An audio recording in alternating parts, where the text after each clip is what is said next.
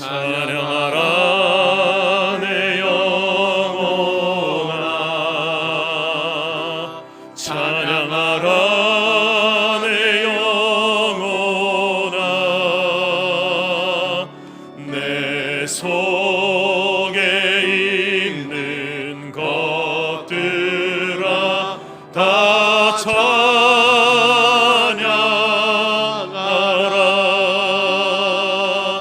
감사하라 내 영혼아, 감사하라 내 영혼아.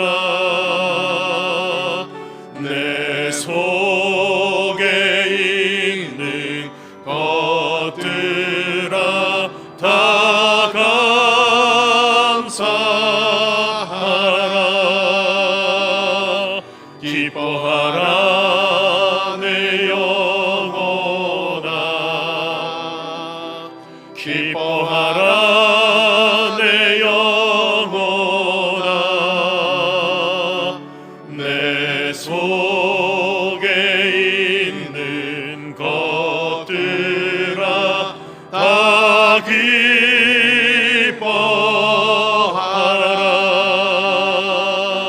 송축하라 내 영혼아,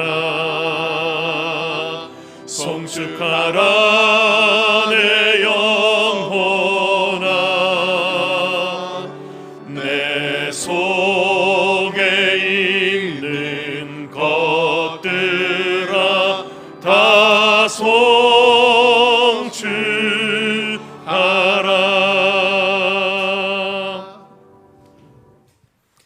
이를 위하여 너희가 부르심을 받았나니 그리스도도 너희를 위하여 고난을 받으사 너희에게 본을 끼쳐 그 자취를 따라오게 하려 함이라. 그는 죄를 범하지 아니하시고 그 입에 거짓도 없으시며 욕을 당하시고 맞대어 욕하지 아니하시고 고난을 당하시되 위협하지 아니하시고 오직 공의로 심판하시는 이에 부탁하시며 친히 나무에 달려 그 몸으로 우리 죄를 담당하셨으니 이는 우리로 죄에 대하여 죽고 의에 대하여 살게 하려 하심이라. 아멘.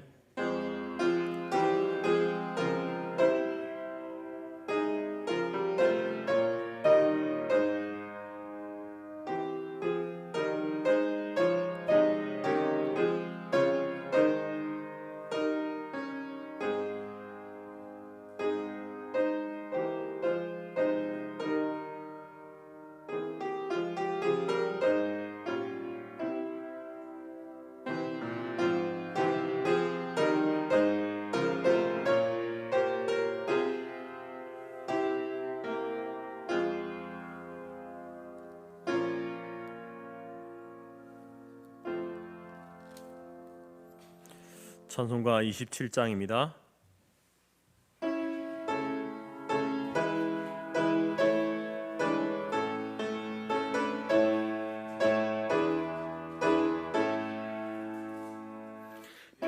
빛나고 높은 보좌와 그 위에 앉으신 주 예수 얼굴 영광이 해같이 빛나네. 해같이 빛나네. 지극히 높은 위엄과 한없는 자비를 무천사 소리 합하여 늘 찬송 드리네. 늘 찬송 드리네. 영죽을 나를 살리려 그 영광 떠나서 그 부끄러운 십자가 날 위해 지셨네.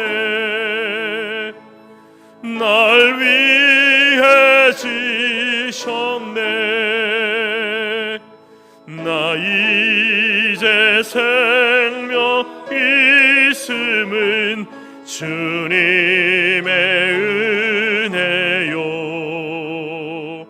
저 사망 권세 이기니 큰 기쁨 넘치네. 큰 기쁨 넘치네. 주님의 보좌 있는데 천한 몸 이르러 그 영광 몸소 배울 때 내 기쁨 넘치리. 내 기쁨 넘치리.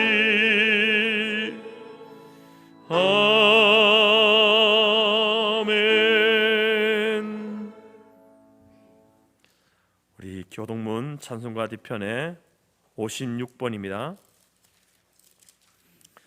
교동문 56번 시편 128편입니다.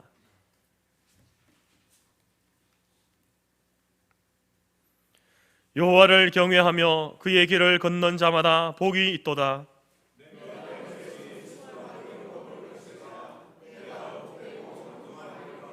내 집 안방에 있는 내 아내는 결실한 포도나무 같으며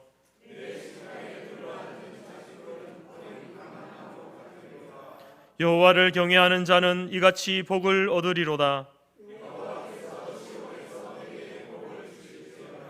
너는 평생에 예루살렘의 변령을 보며 내 자식의 자식을 볼지어다. 이스라엘에게 평강이 있을지로다. 아멘. 함께 사도신경으로 우리의 신앙을 고백합니다. 나는 전능하신 아버지 하나님 천지의 창조주를 믿습니다. 나는 그의 유일하신 아들 우리 주 예수 그리스도를 믿습니다.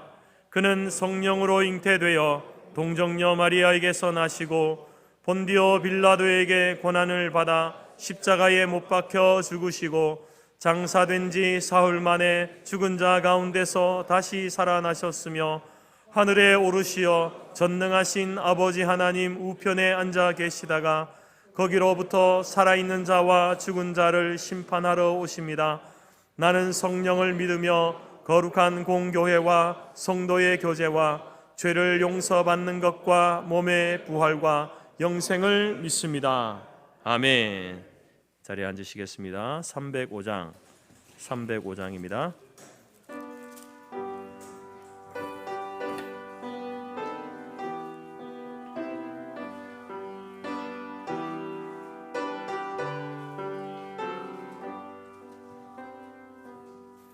나 같은 죄인 살리신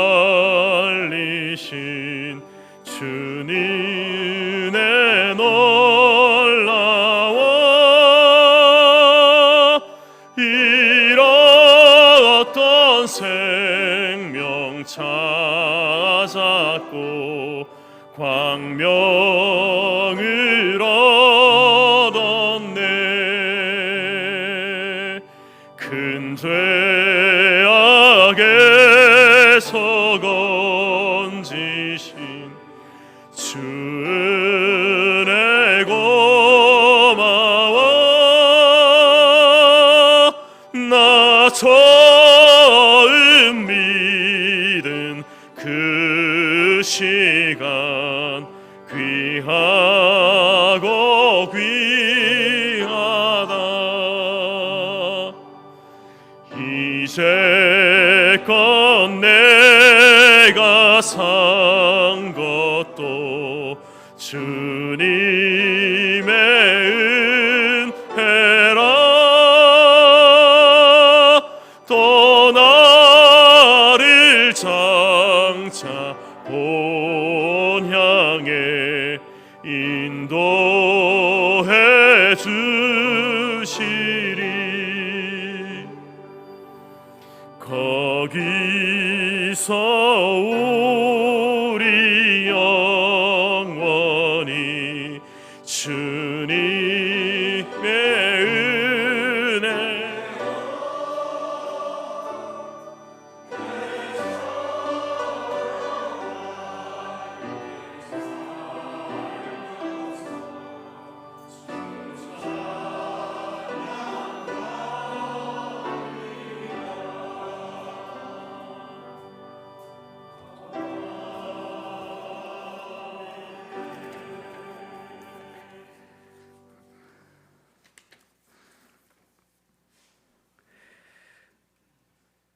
저희들의 삶 속에 풍성한 은혜로 채워주시고 인도하시는 전능하신 하나님 아버지, 저희를 보호하여 주시고 성령 안에서 인도하여 주심을 감사드립니다.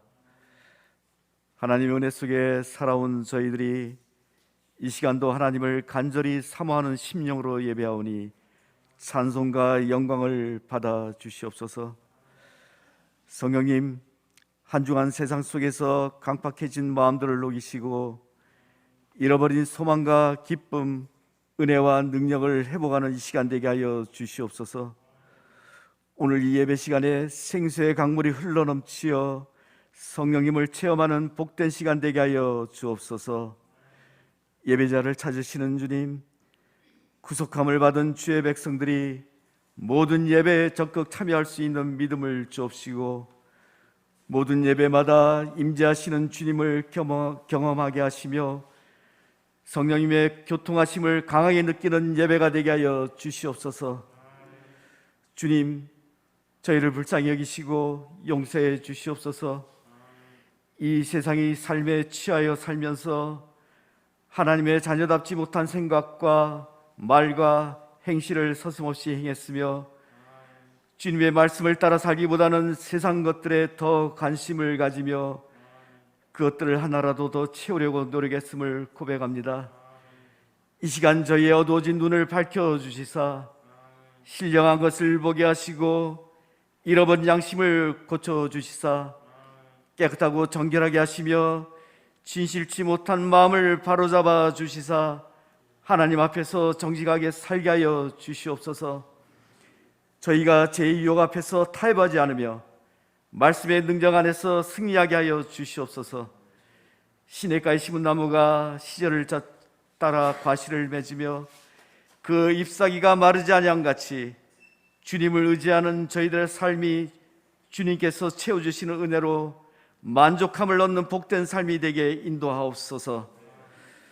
역사의 주관자이신 하나님, 이 나라를 불쌍히 여겨 주시옵소서. 세대를 막론하고 이 시대의 사람들이 소망을 잃어버린 채 살아가고 있습니다. 소망의 문을 열어 주시옵소서. 모든 백성들이 하나님의 말씀을 거역할 때 삶의 종말이 얼마나 위험한 것인가를 깨닫게 하시고 주님을 만날 수 있는 은혜를 주셔서 사슴이 시냇물을 찾기에 갈판같이 주님을 찾기에 갈판 영혼들이 되게 하여 주시옵소서. 이 땅에 주님의 정의가 넘치게 하여 주시옵고 주님의 사명을 깨달아 알며 하나님을 경외하는 민족이 되게 하여 주시옵소서. 이 나라 이 땅이 세계의 복음화를 위하여 쓰임받는 나라가 되게 하여 주옵소서. 하나님께서 이곳에 세우신 성토교회가 주님의 뜻에 힘쓰는 교회가 되게 하시사 믿지 않는 영혼들에게 복음의 말씀을 전파하는 교회가 되게 하시옵고 이 시대의 교회를 향한 주님의 요청이 무엇인지를 분별할 수 있는 교회가 되게 하시옵소서. 때를 얻든지 못 얻든지 주의 복음을 전하라는 말씀에 순종하여 이웃들에게 사랑과 섬김으로 생명의 말씀을 전하는 교회가 되게 하옵소서. 영육 간의 병든 몸과 마음의 상처도 치료하여 주시옵고 물질로 고통받는 성도들과 직장과 사업장에 주님의 역사가 있게 하옵소서. 믿음이 식어가는 성도에게는 성령의 불이 충만케 하시사 감사와 찬양이 넘쳐나게 하시사 믿음이 회복되어지게 하여 주시옵소서. 근본 제2기 베델 성서학교를 통하여 성도들의 삶 속에 성경에 대한 이해를 높이고 말씀의 중심이 되는 삶을 살아가도록 성도들의 참여가 이루어지게 하여 주옵소서. 또한 성도들의 가슴 속에 품은 태신자들을 위하여 쉼없이 기도하게 하시사 그들의 마음에 주님을 찾아뵙는 귀한 역사가 이루어지게 하옵소서. 이번 제160일에 재건 서울례가 성토교에서 열립니다. 재건재단을 위하여 일하는 사역자들에게 성령님 함께하여 주옵소서. 이번 재건 서울례가 말씀의 역사와 기도의 역사가 일어나서 빛을 발하는 시간이 되게 하여 주시옵고 재건재단 선조들의 신앙을 본받아 다시 한번 재건제당 부흥의 불을 일으키게 하여 주시사 재건 서울례가 은혜 가운데 진행되도록 성령님 임하여 주시옵소서. 오늘도 주님의 복된 말씀을 들고 단위에 세우신 목사님을 기억하시옵소서. 선포하는 말씀을 통하여 성도들의 삶 속에 변화되어지며 모두에게 은혜가 넘치게 하여 주옵소서. 또한 부목사님을 비롯한 사역자들 사역 위에도 성령님 항상 동행하여 주시옵고 사역함에 부족함이 없도록 은혜 내려 주시옵소서. 찬양으로 영광 올려드리는 할렐루야 찬양대들 위해 하늘의 신령한 복을 내려 주시옵고 교회를 위하여 빛도 없이 이름도 없이 수고하며 봉사하는 이들에게 하나님의 사랑으로 믿음이 더욱 강하게 하시옵고 자원하여 교회를 위하여 수고하는 이들의 가정과 일터 위에 주님의 놀라우신 은혜가 그들의 삶 속에 충만하게 하옵소서. 오늘도 저희가 드리는 이 예배가 온 마음과 뜻과 힘을 다하여 드리는 예배가 되게 하여 주옵시고 우리 모두에게 성령으로 기름 부어 주셔서 참된 예배자로 하나님 앞에 서게 하여 주시옵소서. 부활의 사랑을 가르쳐 주신 거룩하신 주 예수 그리스도의 이름으로 기도드리옵나이다. 아멘.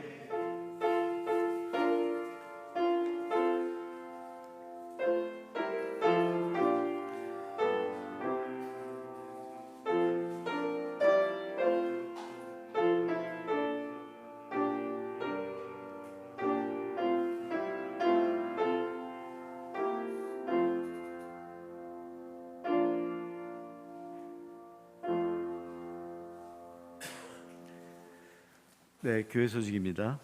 사랑하고 축복합니다. 하나님은 영이시니 예배하는 자가 영과 진리로 예배할지니라. 모든 예배 출발은 공적 집회를 부지하거나 고의적으로 소홀히 하거나 저버리지 않는 것입니다. 공적 예배는 신자의 경건 생활의 중심입니다. 주님 다시 오시는 날까지 주일 성수를 하여 하나님과의 교제, 영원한 안식과 위로를 얻는 성도들이 되시기 바랍니다. 내일부터 노예가 개최가 됩니다. 저희 성토교회에서 제160일의 재건 서울교회 정교회가 의와 평강과 희락의 공동체라는 주제로 저희 본교회당에서 열립니다. 모든 회의 절차와 진행에 어려움이 없이 은혜 가운데 진행되도록 기도해 주십시오. 식사 준비 또한 주차 관리 각 교회 총대들의 불편이 없도록 만반의 준비로 수고하신 분들에게 감사드리며 양일간 귀한 섬김으로 도움 주실 분들이 필요하오니 자원하여 섬겨주시기를 바랍니다. 본교회 총대로는 장차 목사님과 송경환 부목사님, 김동기 장로님과 우동원 장로님이 참석하십니다. 사랑방 목장 모임 안내입니다. 금주 금요일에 사랑방 목장 야외 나들이가 있습니다. 오전 10시 30분까지 교회당으로 오셔서 예배를 드린 후에 출발하도록 하겠습니다. 즐겁고 안전한 나들이가 되도록 기도와 후원을 부탁드립니다. 오늘은 식사 후에 남녀 성교회 원례회가 있습니다. 정한 시간과 장소에서 모여주시고요. 또한 금주 토요일날 오전 10시에는 권사의 정기 기도회가 있습니다. 모든 권사님들 꼭 참석하셔서 기도에 참여하시기 바랍니다. 수요 예배와 기도회 강구 말씀입니다. 금주 수요 예배에는 노예 참석자 입구간 조진정 목사님께서 설교를 하십니다. 다음 주일은 1사분기 정기 재직회가 있습니다. 준비된 회기자를 가지고 가셔서 미리 살펴보시고 정기 재직회에 참여해 주시기 바랍니다. 교육 소식입니다. 박창근 전도사는 신학대학원 졸업여행이 4월 24일부터 28일까지 4, 5일간 진행이 됩니다. 기도와 후원 부탁드립니다. 김영주 집사님은 구로교에 소재한 서울 VIP 요양병원 505호에 입원 가려 중이십니다. 이웅 선교사님에게서 선교 편지가 왔습니다. 감사합니다.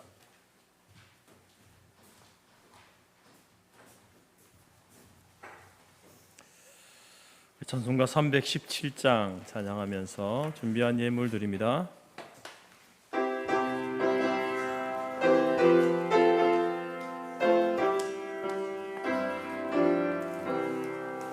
내 주 예수 주신 은혜 한없고 내 주 앞에 이 적은 것 다 드리니 주 예수여 내 정성을 받으소서. 주 날 위해 보배로운 피 흘리사 그 귀하신 생명까지 다 주시리. 내 전한 몸이 생명을 빼앗기랴.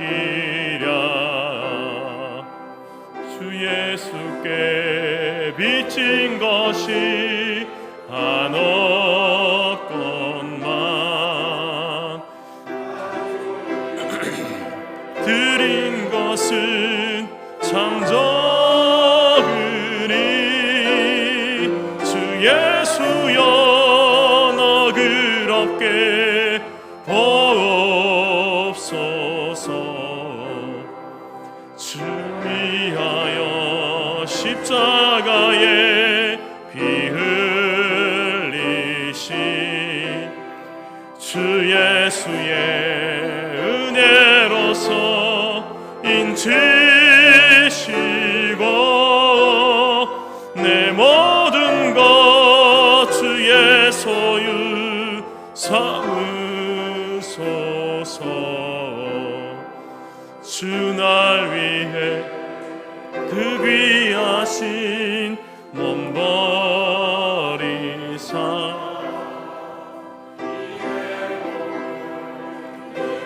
값으로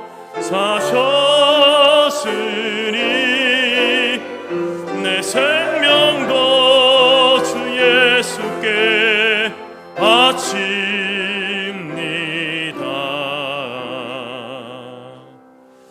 아멘.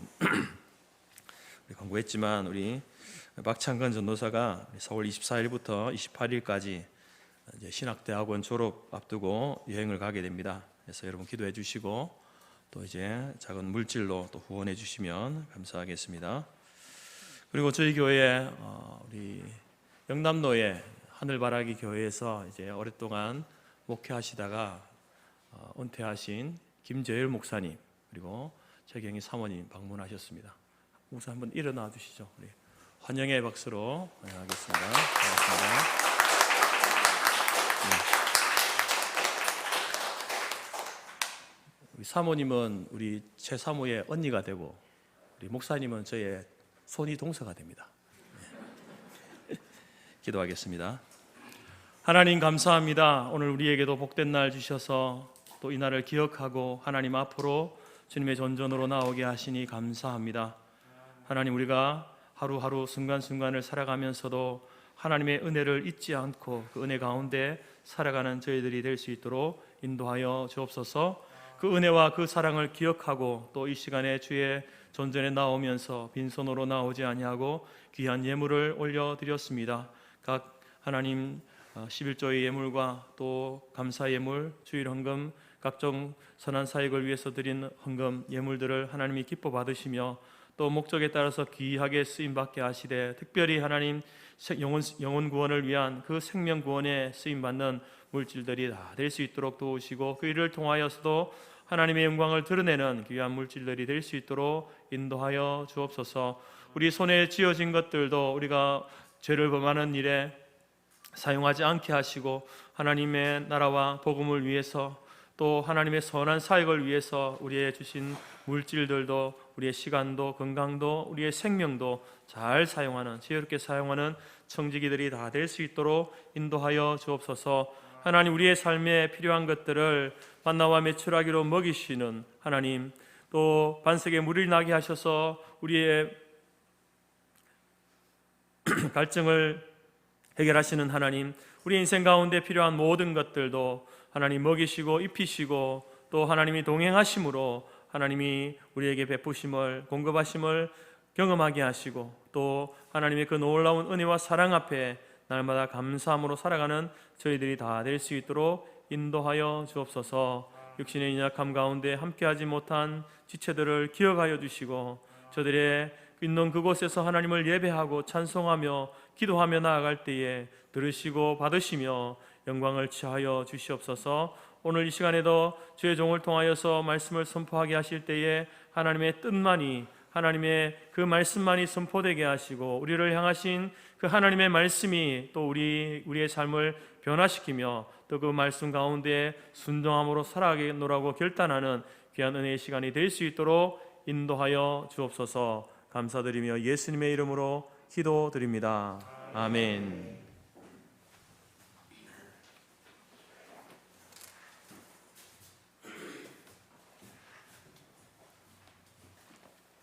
하나님이 우리에게 주신 말씀은 민수기 13장 30절에서 14장 10절까지이며 구약 217페이지입니다.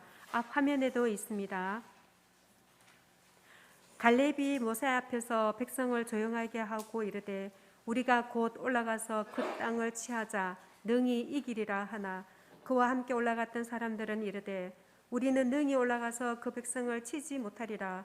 그들은 우리보다 강하니라 하고 이스라엘 자손 앞에서 그 정탐한 땅을 악평하여 이르되 우리가 두루 다니며 정탐한 땅은 그 거민들을 삼키는 땅이요 거기서 본 모든 백성은 신장이 장대한 자들이며 거기서 네피림 후손인 아낙 자손의 거인들을 보았나니 우리는 스스로 보기에도 메뚜기 같으니 그들이 보기에도 그와 같았을 것이라.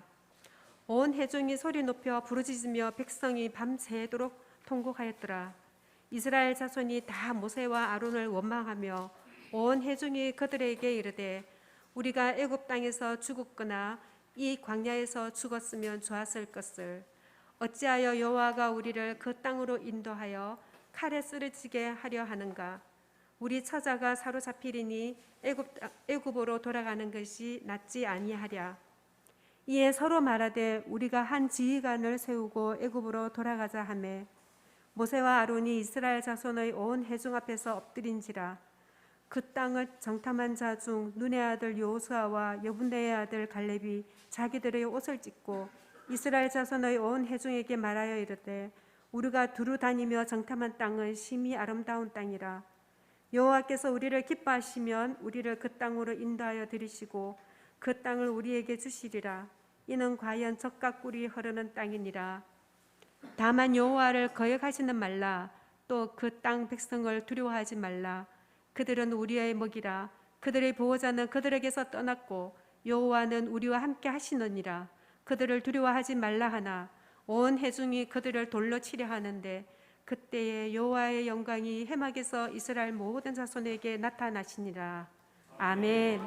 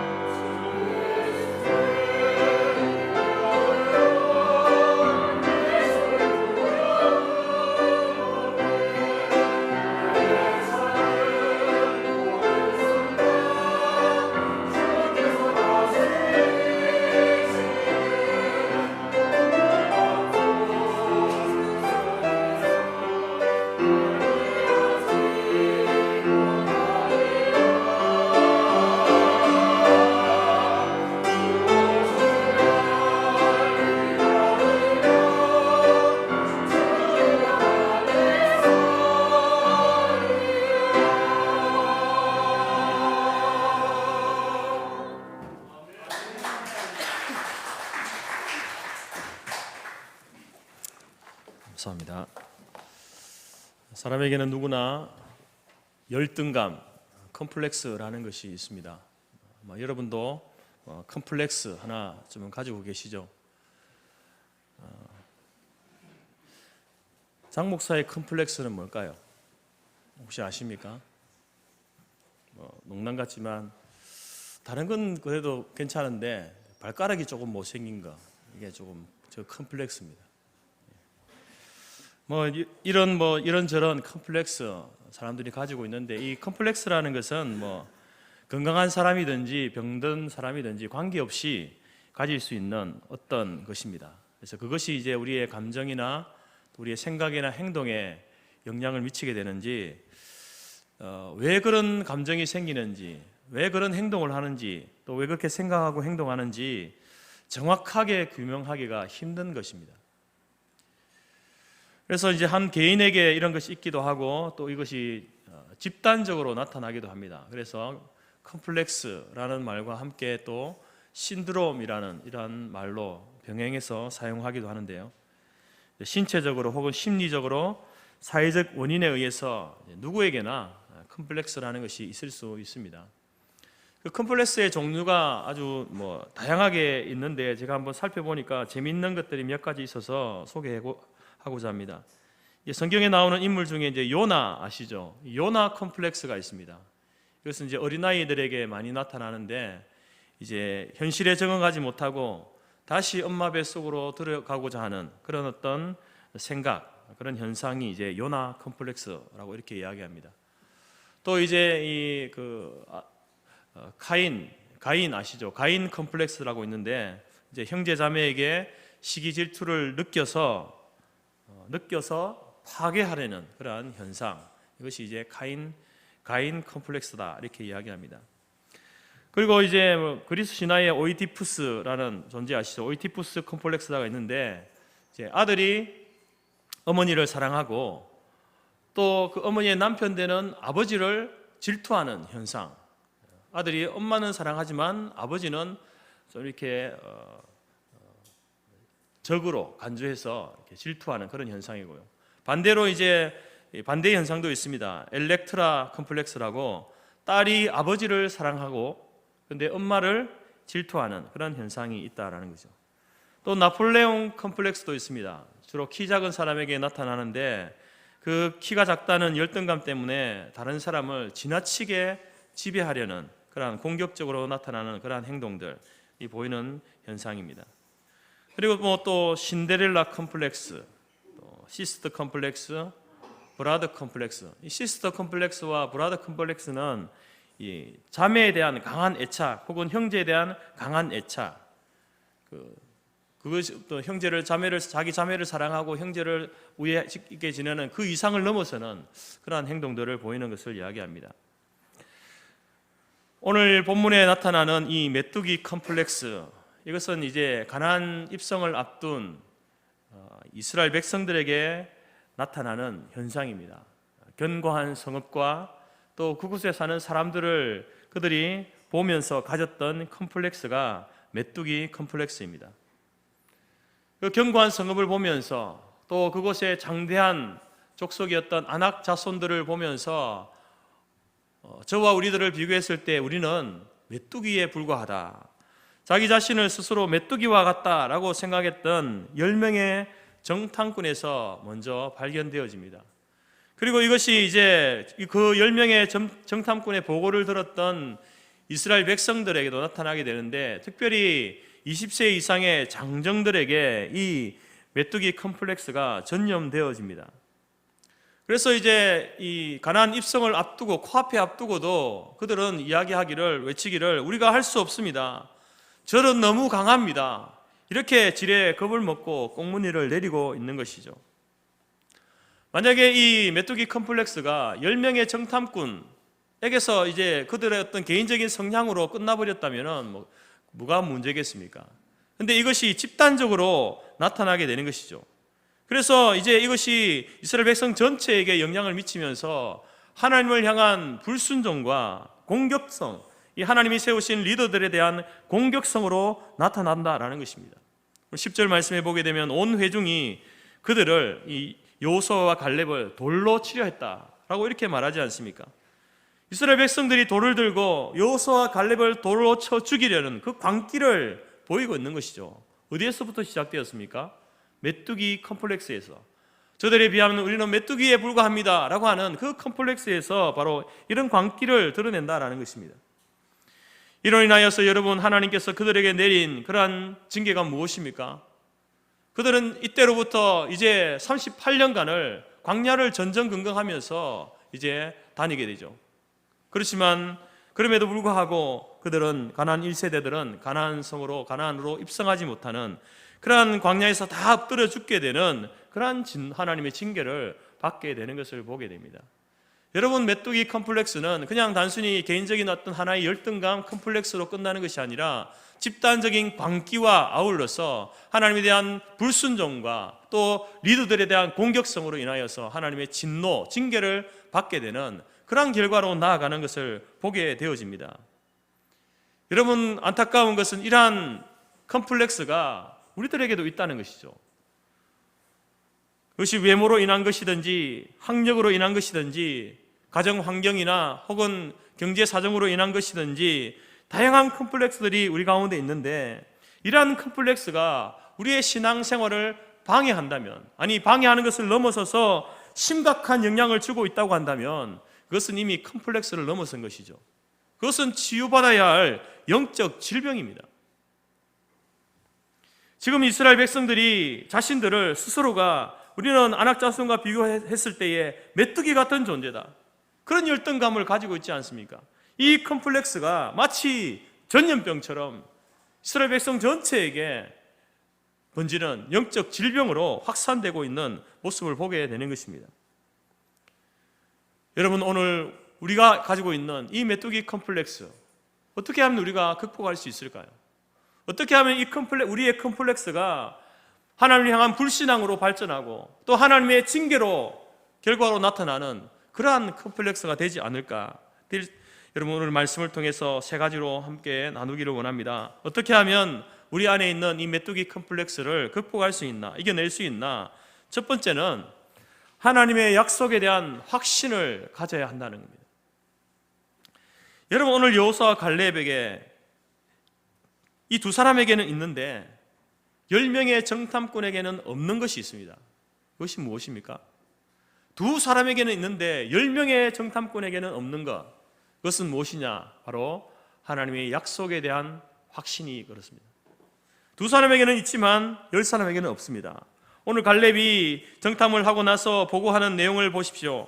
30절 말씀에 우리가 곧 올라가서 그 땅을 취하자, 능히 이기리라. 10명은 안 됩니다, 못 갑니다, 그렇게 이야기하는데 갈렙은 우리가 올라가서 그 땅을 취하자, 능히 이길 것입니다, 능히 이깁니다, 이렇게 보고를 하는 것이죠. 왜 정반대의 보고를 합니까? 갈렙이 아무런 근거도 없이 정말 그 10명의 정탐꾼이 본 것처럼 현실을 직시하면서 현실을 정직하게 그렇게 보고하면은 이런 말을 할 수 없을 텐데 왜 이런 말을 할까? 그냥 다 막연하게 꿈꾸는 어떤 꿈을 꾸고 있는 것일까? 망상가인가? 그래서 아무런 근거도 없이 앞뒤 분간하지 못하고 이런 생각 없이 하는 말인가? 여러분, 그렇지 않다는 겁니다. 갈렙은 분명한 근거를 가지고 여러분 이 선언 말을 하고 있는 것입니다. 그것은 바로 조상 아브라함에게 하나님이 주셨던 그 약속에 대한 말씀, 그 약속을 기억하고 이 말을 하고 있는 겁니다. 창세기 12장에 하나님께서 아브라함을 부르시죠. 갈대아 우르를 떠나서 하란을 지나서 그리고 이제 가나안 사람들이 거주하던 세겜 땅에 이르게 되었습니다. 그때 하나님께서 아브라함에게 말씀하셨습니다. 이 땅을 네 자손에게 주리라. 이 땅을 아브라함 너의 후손에게 주겠다라고 하나님이 약속하셨습니다. 그리고 그 땅에 살면서 이제 다가온 기근을 피해서 잠시 애굽으로 내려갔다가 다시 올라와서 베델과 아이 사이에 장막을 치게 되는데, 그때 여러분 이제 자기와 자기의 조카 롯과 함께 이렇게 움직이게 됩니다. 그때 이제 많은 수의 양과 가축들로 인하여서 아브라함의 목자들과 롯의 목자들이 다툼이 잦아지게 됩니다. 그래서 아브라함이 롯에게 네가 좋은 땅으로 네가 선택해서 가라 이렇게 이야기할 때에 롯은 당시에 비옥한 땅이었던 소돔으로 옮기게 되고 아브라함은 계속해서 가나안 땅에 머물게 됩니다. 롯이 아브라함을 떠난 이후에 다시 여호와 하나님께서 말씀하시죠. 너는 눈을 들어 너 있는 곳에서 북쪽, 남쪽, 동쪽, 서쪽을 바라보아라. 보이는 땅을 내가 너와 네 자손에게 주리니 영원히 이르리라.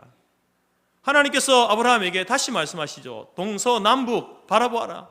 보이는 이 땅을 내가 너에게, 너희 후손들에게 영원히 주겠다라고 다시 한번 약속하셨다라는 겁니다. 이렇게 하나님께서 아브라함에게 하신 그 약속을 혹시나 모세가 잊어버릴까 봐 모세에게도 호렙산에서 말씀하셨습니다. 너희가 이 산에 거주한 지 오래니 가나안 족속의 땅과 내가 너희 조상 아브라함과 이삭과 야곱에게 맹세하여 그들과 그들의 후손에게 주리라 한 땅이 너희 앞에 있으니 들어가서 그 땅을 차지하라. 하나님께서 아브라함에게 주셨던 그 약속, 이삭과 야곱에게 주셨던 약속, 혹시나 모세가 잊어버렸을까 봐 호렙산에서 다시 한번 내가 너희에게 이 땅을 주겠다, 너희가 이 땅을 차지할 것이다 라고 분명히 약속해 주셨습니다. 오늘 여호수아와 갈렙은 바로 이 하나님께서 아브라함에게 하신 약속, 모세와 그 백성들에게 하신 말씀, 그 약속과 말씀을 확신하는 것 가운데에 그곳은 장대한 족속, 아낙 자손이 있다, 견고한 성읍이 우뚝 서 있다. 그러나 우리가 올라가자, 들어가자, 하나님께서 그 땅을 우리로 하여금 취하도록 하실 것이다 라고 말씀하고 있다라는 겁니다. 하나님의 약속을 근거로 삼아서 여러분 이제 이것을 믿기 때문에 올라가자라고 이렇게 말하고 있다라는 겁니다. 여러분, 모세나 여호수아나 갈렙에게 두려움이나 염려가 없었겠습니까? 10명의 정탐꾼이 그 땅을 보고 와서 여러분 안 됩니다. 그 땅은 올라가서는 안 됩니다. 우리가 그들과 싸워서 이길 수가 없습니다. 그 성은 무너지지 않는 견고한 성읍입니다. 안 됩니다 라고 할 때에 그들을 지배하고 있던 두려움, 그런 염려가 모세에게 없었겠습니까? 여호수아와 갈렙에게 없었겠습니까? 그들도 여전히 아낙 자손에 대한 두려움, 전쟁을 치르게 되면 이길 수 있을까, 승리에 대한 염려, 그 두려움과 염려가 있었습니다. 왜 없었겠습니까? 10명의 정탐꾼과 똑같은 것을 보고 오지 않았습니까? 똑같은 사람을 보고 온 것입니다. 그러나 여러분, 오늘 이 10명의 정탐꾼은 그 두려움과 그 염려가 그들을 움직이게 하고 있지 않습니까? 그들을 말하게 하고 행동하게 하는 것입니다. 그런데 여호와의 갈렙은 그들에게도 여전히 두려움과 염려가 있었지만 그들을 움직이게 한 것은 그 두려움과 염려가 아니었습니다. 그들을 움직이게 한 것은 무엇입니까? 여호수아와 갈렙을 움직이게 한 것은 두려움이 아니었습니다. 염려가 아니었습니다. 하나님의 약속의 말씀, 그들은 약속에 대한 그 확신을 가지고 그것을 따라서 움직이고 있는 것입니다. 말하고 행동하고 있는 것이죠. 여러분, 우리도 염려와 두려움을 따라서 움직일 것인가, 아니면 하나님이 주신 약속의 말씀을 따라 움직일 것인가, 우리는 선택해야 합니다. 날마다 그것을 선택해야 합니다. 하나님께서 우리에게 주신 자유의지는 그것이죠. 네가 세상을 바라보고 환경을 바라보고 그것이 주는 두려움과 염려를 따라서 네가 생각하고 행동할 것이냐, 그것을 선택할 것이냐, 아니면 내가 너에게 준 이 약속의 말씀, 이 약속의 말씀을 확신하는 것 가운데 네가 말하고 생각하고 행동할 것인지 네가 선택하라, 결정하라. 우리에게 그것을 선택할 수 있는 자유의지를 주신 거예요. 그리고 그 결정에 따라서 여러분, 하나님께서는 우리가 무엇을 선택하느냐에 따라서 그에 대한 상을 주시거나 혹은 책임을 물으시는 것입니다. 만약에 여러분, 우리가 염려나 두려움을 따라서 움직여 간다면 그 사람은요, 어떤 컴플렉스일지라도 그것은 그에게 영적 질병으로 나타나게 되어 있습니다. 그리고 그것으로 인하여서 그 사람은요, 그 인생은 결국 망하게 되는 것이죠. 하나님의 징계를 받게 된다라는 것입니다. 그러나 우리가 하나님의 말씀하신 그 약속에 대한 확신, 그것을 가지고 그것이 우리의 삶을, 우리의 손과 발을 움직여가게 된다고 한다면 여러분, 우리는 그들이 가지고 있었던 그 메뚜기 컴플렉스를 능히 극복할 수 있는 것이죠. 이길 수 있습니다. 오늘 저와 여러분이 인생에 대한, 세상에 대한 염려와 두려움으로 움직여가는 것이 아니라 하나님이 약속하신 그 약속에 대한 확신으로 우리의 삶을 움직여가는 저와 여러분이 될 수 있기를 간절히 바랍니다. 두 번째로, 여러분, 이 메뚜기 컴플렉스를 극복하려면 자기 자신의 정체성에 대한 확신이 있어야 됩니다. 자, 10명의 정탐꾼은 지금 하나님의 백성으로서의 정체성에 심각한 혼란을 겪고 있습니다. 모세가 이들을 선발해서 정탐꾼으로 보낼 때에 모세가 의도한 바가 있지 않습니까? 모세가 정탐꾼을 왜 보냈겠습니까? 우리는 가나안에 들어간다, 우리는 가나안으로 입성한다, 그 전제를 가지고 보낸 겁니다. 그래서 이제 신명기 1장에 보게 되면 모세는요, 원래는 정탐 없이 곧바로 우리가 진격하자, 가나안으로 들어가자, 그렇게 이야기를 했습니다. 신명기 1장 21절에 보게 되면 너희 하나님 여호와께서 이 땅을 너희 앞에 두셨은즉 너희 조상의 하나님 여호와께서 너희에게 이르신 대로 올라가서 차지하라. 두려워하지 말라, 주저하지 말라. 하나님께서 우리에게 이 땅을 주시기로 약속하셨다. 그러니까 우리 즉시 두려워하지 말고 주저하지 말고 즉시 그 땅으로 가자, 이렇게 이야기했습니다. 명령했습니다. 그러나 여러분, 백성의 두령들은 먼저 우리가 그 땅을 정탐하자라고 제의를 한 겁니다. 제안을 한 것이죠. 어느 길로 가야 하는지, 어느 성읍으로 들어가야 하는지 살펴보고 작전을 짜자는 겁니다. 계획적인 것이 나쁜 것이 아니지 않습니까? 그래, 미리 한번 살펴보고 들어가는 것도 나쁘지 않겠다. 그래서 모세도 이 말을 좋게 여겨서 12를 택해서 정탐꾼을 보낸 것입니다. 보낼 때 여러분 뭐라고 이야기합니까? 그 땅 거민이 강한지 약한지 많은지 적은지, 그 땅에 그들이 사는 땅이 좋은지 나쁜지, 사는 성읍이 진영인지 산성인지, 토지가 비옥한지 메마른 나무가 있는지 없는지를 네가 살펴보고 와라. 그것을 알게 되면은 좀 더 빠른 시일 내에 가나안을 정복하고 효과적인 전투를 할 수 있을 것이다 라고 생각했기 때문에 12명의 정탐꾼을 보낸 것입니다. 근데 여러분, 정탐을 하고 돌아온 10명이 가나안 정복은커녕 자신들이 어떤 존재인지에 대한 혼란으로 가득 차 있는 모습으로 돌아오게 됩니다. 자신들만 아니라 이스라엘 백성 전체가 동일한 정체성의 혼란을 겪게 되는 것이죠. 33절에 보면 10명의 정탐꾼이 보고합니다.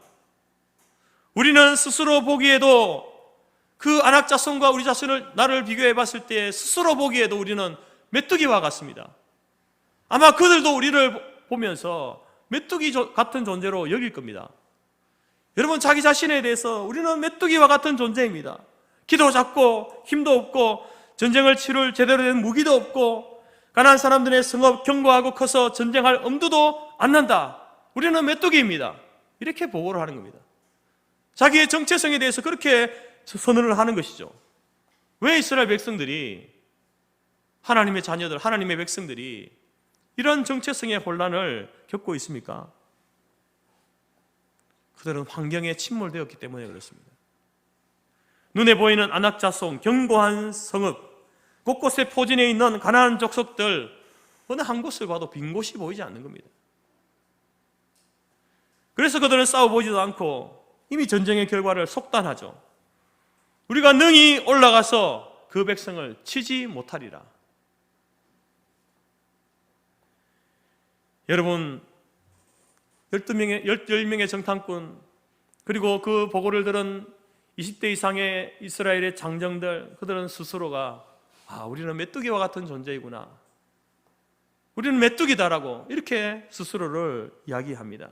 그러나 여러분, 성경 어느 곳을 찾아봐도, 신구약 성경 어느 구석을 읽어보아도 하나님께서 이스라엘 향해서 너희들은 오합지졸이야, 너희들은 메뚜기야, 이렇게 하나님께서 이스라엘 백성들에 대해서 규정하신 적이 없습니다. 그렇게 말씀하신 적이 없습니다.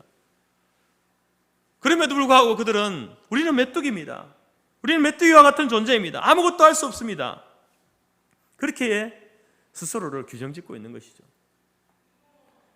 여러분, 하나님께서 이스라엘 백성들이 어떤 존재인지 규정짓는, 너희들은 이런 존재야 라고 규정짓는 사건이 나오는데 그 사건이 바로 시내산에서 맺은 그 언약 가운데 나옵니다. 출애굽기 19장 5절 말씀에 세계가 다 내게 속하였나니 너희가 내 말을 잘 듣고 내 언약을 지키면 너희는 모든 민족 중에서 내 소유가 되겠고 너희가 내게 대하여 제사장 나라가 되며 거룩한 백성이 되리라.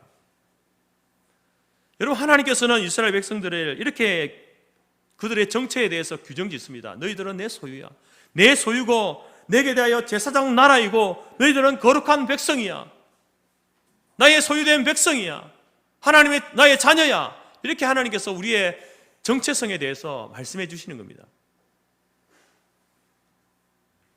근데 여러분, 이스라엘 백성들은 자기 자신을 향해서 뭐라고 합니까? 우리는 메뚜기입니다. 이렇게 이야기하는 거예요. 여러분, 하나님이 이 이야기를 듣고 얼마나 여러분 가슴 치며 통탄해 하셨겠습니까? 여러분의 사랑하는 자식이 여러분 앞에 와서 엄마, 나는 메뚜기 같은 존재입니다. 그 사랑스러운 자녀가 모든 것을 다 줘도 아깝지 않을 만큼 그렇게 귀하게 키웠는데 부모님 앞에서 저는 메뚜기 같은 존재입니다, 이런 이야기를 한다면 그 부모가 얼마나 가슴치며 아파하겠습니까?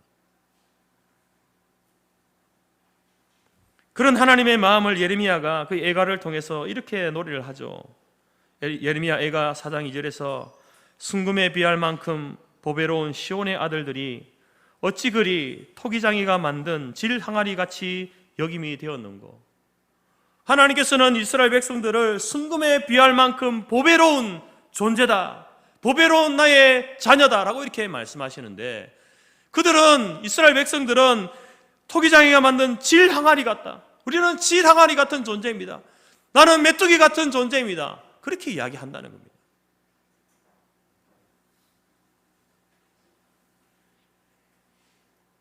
여러분, 왜 이렇게 되었습니까? 왜 이스라엘 백성이 자기를 향해서 이렇게 자아가는 이런 말을 내뱉고 있습니까? 서스럼 없이 내뱉고 있습니까? 환경에 매몰되었으니까 그렇습니다. 환경에. 자기 자신을 잊어버린 거예요. 자기 자신이 누구인지를 잊어버린 겁니다. 여러분, 우리 이스라엘 백성들이나 오늘 믿음을 가지고 있는 우리들이나 우리 안에 뭔가 대단한 가능성이 있어서 그렇게 그런 존재들이기 때문에 우리가 하나님의 소유가 되고 제사장의 나라가 되고 거룩한 백성이 된 게 아닙니다. 이스라엘 백성 안에 하나님이 무한한 가능성을 보시고 그들을 선택한 게 아닙니다. 이 아브라함은 좀 잘 키우면은 사람 되겠다.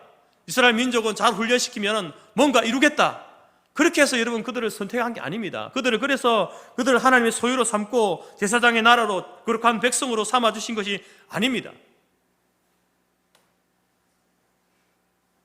우리의 존재는, 이스라엘 백성들의 그 정체성은 하나님과의 언약으로 되어진 것입니다. 다시 말해서 여러분, 하나님의 은혜로 되어진 거예요. 우리 안에 무한한 가능성이 있어서 그것 때문에 우리를 하나님의 자녀로 택해서 불러주신 게 아니라는 겁니다. 말처럼 여러분, 오늘 이들이 고백한 것처럼 메뚜기 같은 존재이고 질 항아리 같은 존재이지만 하나님께서는 내가 너희를 이제는 메뚜기라 부르지 않겠다. 내가 너희를 이제는 질 항아리 같은 존재로 여기지 않겠다. 너희를 이제 나의 소유로, 나의 백성으로, 나의 자녀로, 거룩한 백성으로 내가 너희들을 부르겠다. 하나님께서 약속하신, 언약하신 거예요. 그것으로 인하여서 우리의 존재가 바뀌어진 겁니다. 우리의 정체가 바뀌어진 거예요.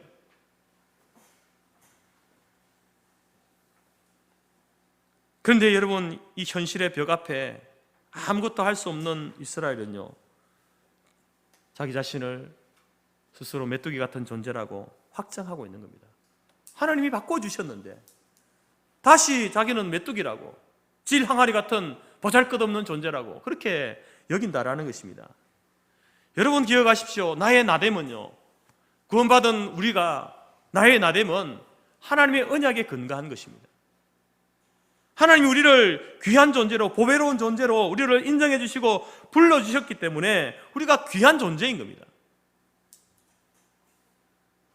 이런 자기 정체성에 대한 회복과 확신이 없이는요, 우리는 언제나 메뚜기 같은 존재입니다. 이 메뚜기 컴플렉스를 벗어날 수 없는 겁니다.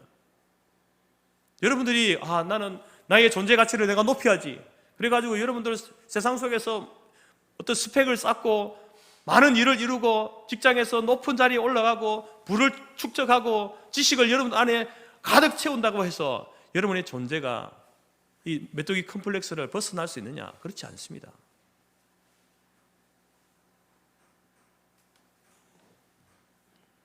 여러분, 결코 우리가 그런 외적인 조건들을 우리가 만들고 우리가 얻는다고 해서 이런 메뚜기 컴플렉스를 극복할 수 있느냐? 그렇지 않다는 겁니다. 이것은 우리가 어떤 환경에 있든지 저 아래에 있어도 그 사람은 거기 환경을 바라보면서 컴플렉스를 가질 수밖에 없고요, 저기 위에 있어도 자기에게 주어진 환경 속에서 컴플렉스를 가질 수밖에 없는 겁니다. 오늘 우리는 하나님께서 우리를 규정해 주신, 너는 하나님의 소유야, 너는 거룩한 나라야, 제사장의 나라야, 거룩한 백성이야, 나의 보배롭고 존귀한 존재야, 나의 자녀야, 나의 아들이야 라고 불러주시는 그 정체, 자기 존재에 대한 확신이 우리 가운데 있을 때에 여러분, 이 메뚜기 컴플렉스를 우리가 이겨나갈 수 있다라는 것입니다. 혹시 여러분은 여러분 자신을 어떤 사람으로 여기십니까? 메뚜기로 여기십니까? 순금에 비할 만큼 보배로운 존재로, 거룩한 백성으로 여러분 자신을 여기십니까? 여러분 자신을 메뚜기라고 치부하지 마십시오. 하나님께서 우리의 존재를 변화시켜 주셨잖아요. 우리는 이 하나님의 약속의 말씀, 언약이라는 이 거울을 통해서 여러분 자신을 들여다볼 수 있기를 바랍니다. 환경을 통해서 들여다보면 메뚜기밖에 안 보이는 겁니다. 질 항아리밖에 안 보이는 겁니다.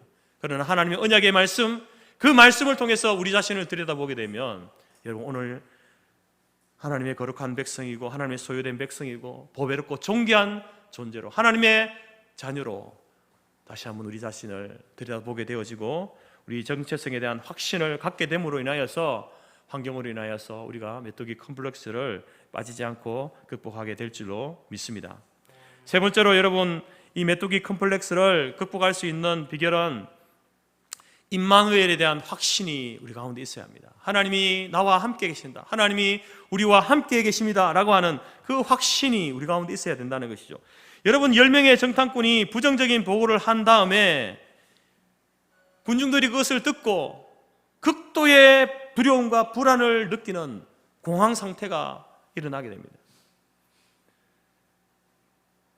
그래서 여러분, 이들이 여호수아와 갈렙을 돌로 치려는, 돌로 죽이려는 그런 광기를 보이고 있지 않습니까? 그러나 여러분, 하나님께서는 지금 왜 이런 극도의 두려움과 불안을 보이는가, 이런 광기를 보이는가? 저들에게는요, 임마누엘에 대한 확신이 없는 겁니다. 신명기 말씀 가운데서 하나님께서 이스라엘 백성이 출애굽하여서 광야를 지나가면서 가나안에 가기까지 하나님이 그 모든 과정 속에 하나님이 함께 하셨다, 이렇게 말씀합니다. 신명기 1장 31절에 광야에서도 너희가 당하였거니와 사람이 자기의 아들을 아는 것 같이 너희 하나님 여호와께서 너희가 걸어온 길에서 너희를 아느사 이곳으로 이르게 하셨다. 하나님께서 이스라엘 백성이 출애굽하면서 그 광야길을 걸어갈 때에 하나님께서 그들이 먹을 것이 없어서 원망하고 불평할 때에 하나님 도대체 어디 계십니까? 하나님 마실 물이 없습니다. 하나님 고기가 먹고 싶습니다. 도대체 하나님 어디 계십니까? 라고 이렇게 불평하고 원망할 때에 하나님 어디 계셨습니까? 하나님은 이스라엘 백성을 안고 계셨다라고 이야기합니다. 그들을 안아서 그 광야를 지나가고 가나안으로 하나님께서 인도해 주셨다라고 말씀하고 있잖아요. 하나님은 어디 가신 분이 아니에요. 그들과 항상 함께 하셨다는 거죠. 너희를 안으사 이곳까지 이르게 하셨다라고 이렇게 말하죠. 그러나 오늘 본문에서는 그 32절에서는 뭐라고 하냐면은 이 일에 너희가 너희 하나님 여호와를 믿지 않았다.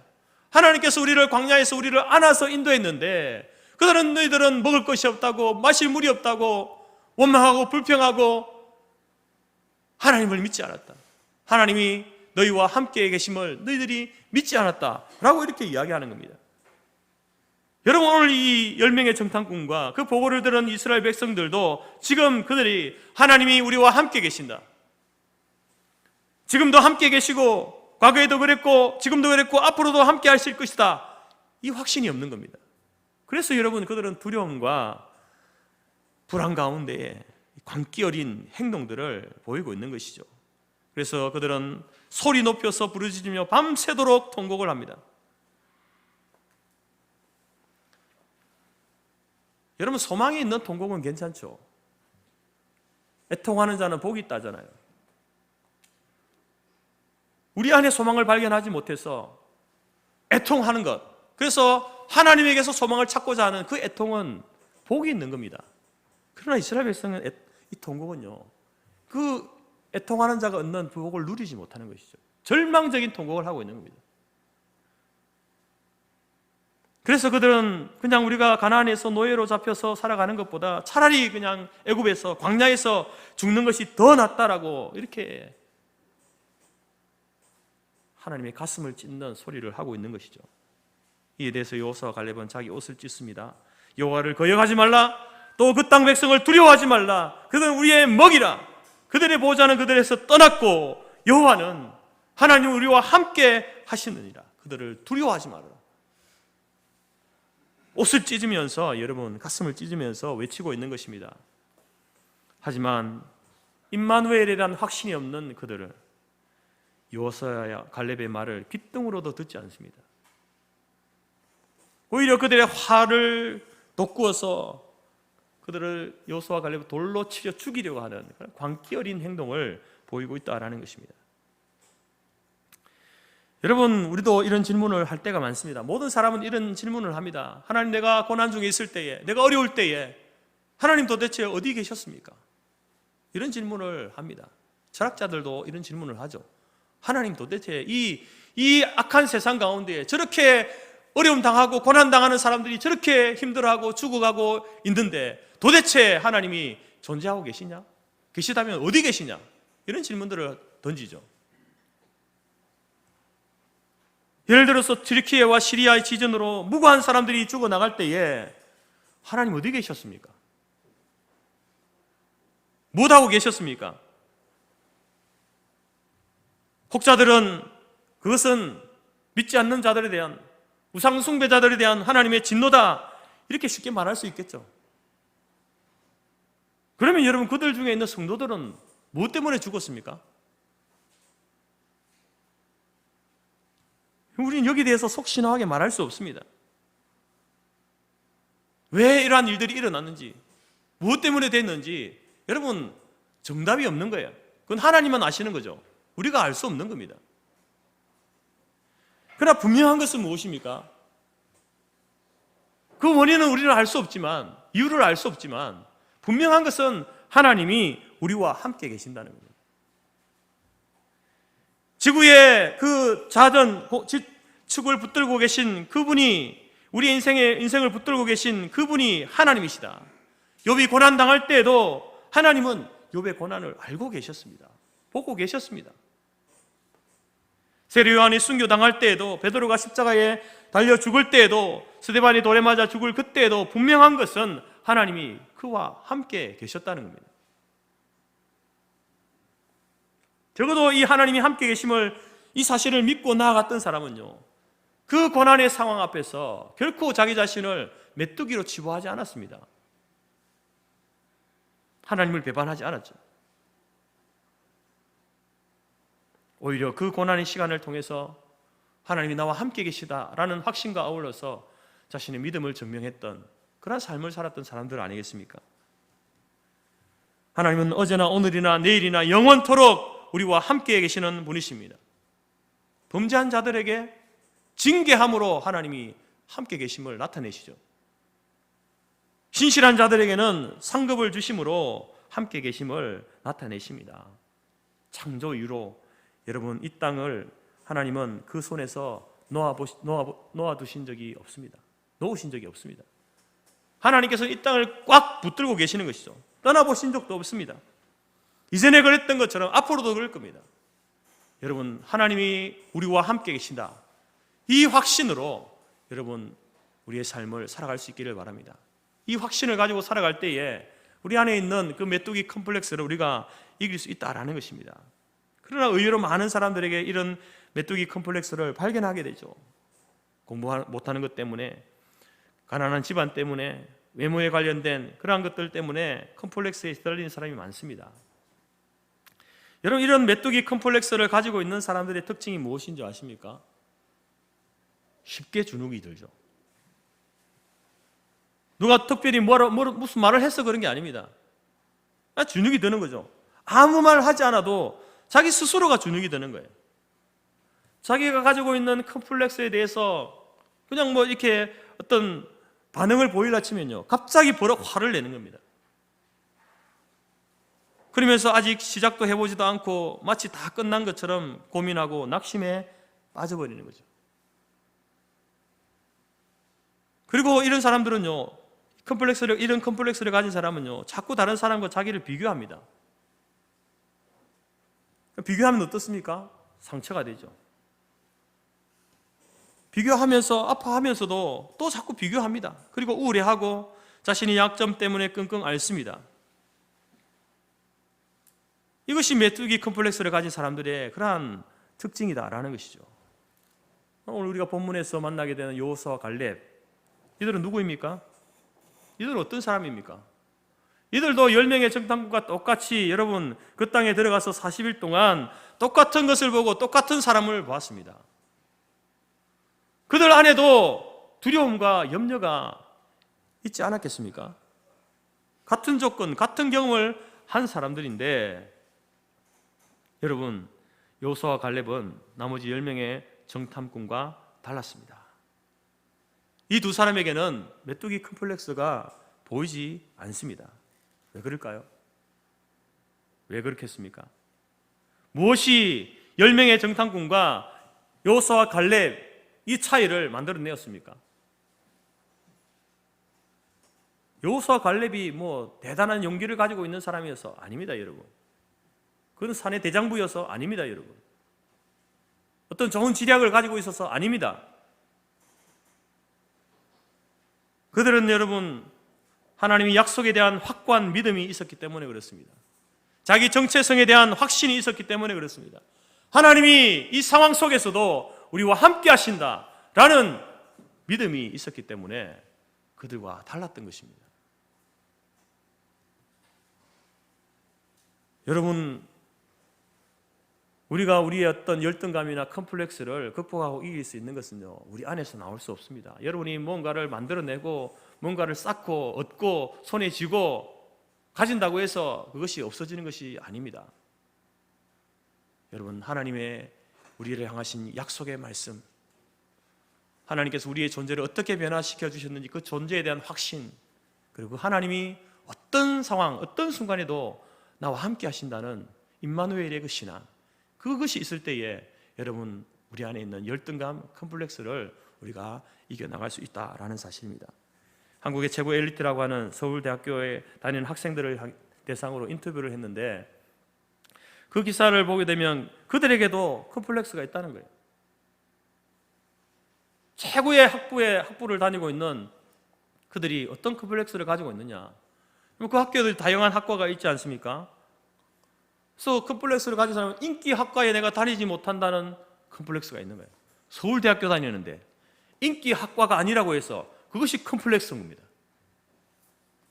각과마다 이제 또 뭐 시험을 치게 되면 성적이 이렇게 매겨지지 않습니까? 1등 뭐 이렇게 꼴찌가 나타나죠. 그래서 서울대학교에 다니는 그 학생 중에 내가 성적이 다른 사람보다 좋지 못하다는 컴플렉스도 있다는 겁니다. 그러니까 무슨 말입니까, 여러분? 아무리 많은 것을 얻고 이루어도 컴플렉스가 없을 수 없는 겁니다. 다 있다, 누구에게나 다 있다는 것이죠.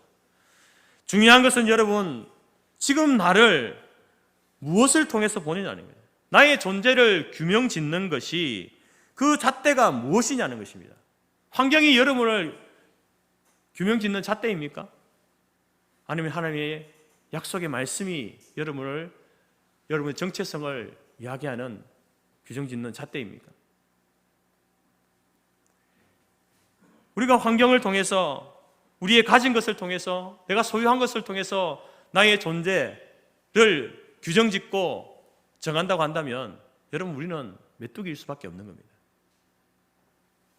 그러나 여러분, 우리가 하나님의 약속의 말씀, 우리와 맺으신 이스라엘과 맺으신 그 언약을 통해서 우리 자신을 들여다보면 하나님께서 우리에게 약속하신 것이 무엇인지를 보고 우리 자신의 존재를 규정짓게 되면요, 여러분, 우리는 그 메뚜기 컴플렉스를 벗어날 수 있는 겁니다. 이겨낼 수 있는 것이죠. 나의 존재를 규명짓는 잣대가 환경이 아니라 하나님의 말씀이 되기를 바랍니다. 하나님이 우리를 바라보시는 그 눈으로 우리 자신을 바라볼 수 있기를 바랍니다. 예수님께서 우리를 향해서 가지신 그 기대를 가지고 여러분 자신을 바라보십시오. 그러면 메뚜기 컴플렉스 이겨낼 수 있습니다. 극복할 수 있습니다. 그리고 우리도 동일하게 이 여호수아와 갈렙의 고백에 함께 동참할 수 있게 될 것입니다. 우리가 곧 올라가서 그 땅을 취하자, 능히 이기리라. 여호와께서 우리를 기뻐하시면 우리를 그 땅으로 인도하여 들이시고 그 땅을 우리에게 주시리라. 오직 여호와를 거역하지 말라. 그 땅 백성을 두려워하지 말라. 그들은 우리의 밥이다, 먹이다. 그들의 보호자는 떠났고 여호와는 우리와 함께 계시다. 그들을 두려워하지 말자. 그 땅으로 올라가자. 이런 고백을 우리도 살아가면서 할 수 있게 된다는 것입니다. 사랑하는 성도 여러분, 오늘 이 고백이, 여호수아와 갈렙의 이 고백이 저와 여러분의 고백이 되어지기를 간절히 바랍니다. 이 믿음 안에서 우리 안에 있는 이 메뚜기 컴플렉스를 치워버리고 하나님께서 약속하신 것을 바라보고 그 약속 안에서 살아가는 저와 여러분이 되어지기를 주님의 이름으로 축복합니다. 기도하겠습니다. 하나님 감사합니다. 우리 안에도 하나님 메뚜기 컴플렉스가 있습니다. 때로는 이것이 자라서 광기 어린 행동으로, 하나님을 향한 불순종으로, 또 하나님을 향한 배신으로 열매가 맺혀짐으로 하나님의 징계를 받기도 해왔습니다. 하나님, 그러나 오늘 이제 다시 우리가 주의 말씀을 상고하면서 우리 안에 있는 이 메뚜기 컴플렉스를 어떻게 극복할 수 있는가? 무엇으로 이길 수 있는가? 도무지 내가 그것을 얻어낼 수 없고 만들어낼 수 없는 것인데, 우리가 하나님의 약속의 말씀을 신뢰할 때에, 하나님께서 우리에게 규정시켜 주신 우리 존재, 우리의 정체성에 대해서 확신할 때에, 또한 모든 삶의 상황 속에 하나님이 나를 떠나지 아니하시고 함께 하시겠다고 하신 임마누엘의 이 약속의 말씀을 고백할 때에 하나님, 우리를 찾아오는 그 메뚜기 컴플렉스를 이겨나갈 뿐만 아니라 하나님께서 우리에게 주신 사명을, 그 가나안 땅을 능히 정복하고도 남을 만큼의 그러한 인생을 살아가게 될 줄로 믿습니다. 우리에게 동일한 이 믿음과 약속에 대한 확신으로 하나님, 오늘 이 시대에 이 메뚜기 컴플렉스를 모두가 극복하고 하나님 앞에 징계받고 진노당하는 존재가 아니라 하나님의 인정받고 칭찬받는 주의 백성으로 살아가는 우리 모든 성도들이 될 수 있도록 인도하여 주옵소서. 예수님의 이름으로 기도드립니다. 아멘. 찬송가 445장입니다.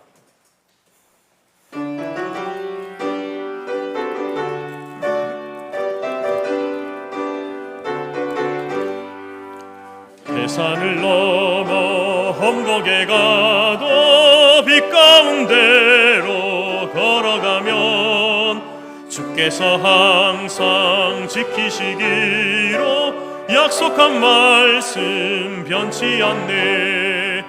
하늘의 영광, 하늘의 영광, 나의 맘속에 차고도 넘쳐 할렐루야를 힘차게 불러 영원히 주를 찬양하리.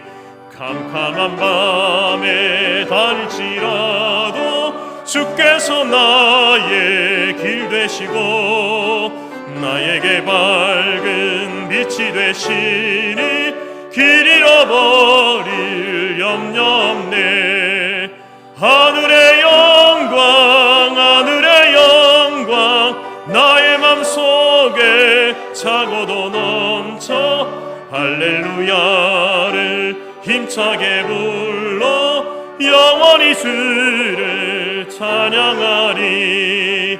광명한 그 빛 마음에 받아 찬란한 천국 바라보고 할렐루야를 힘차게 불러 날마다 빛에 걸어가리. 하늘의 영광,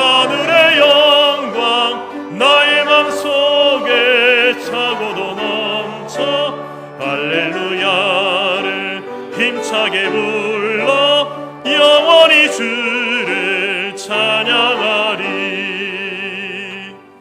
아멘. 축복 기도하겠습니다.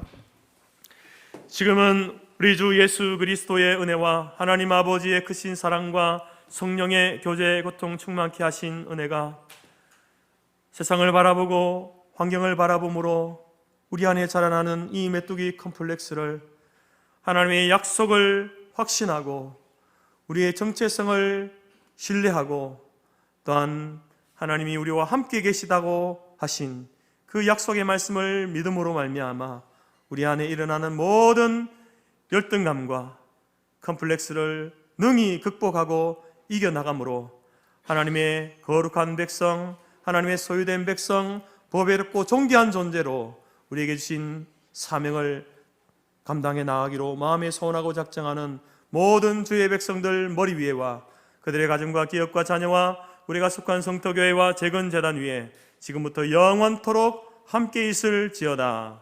아멘.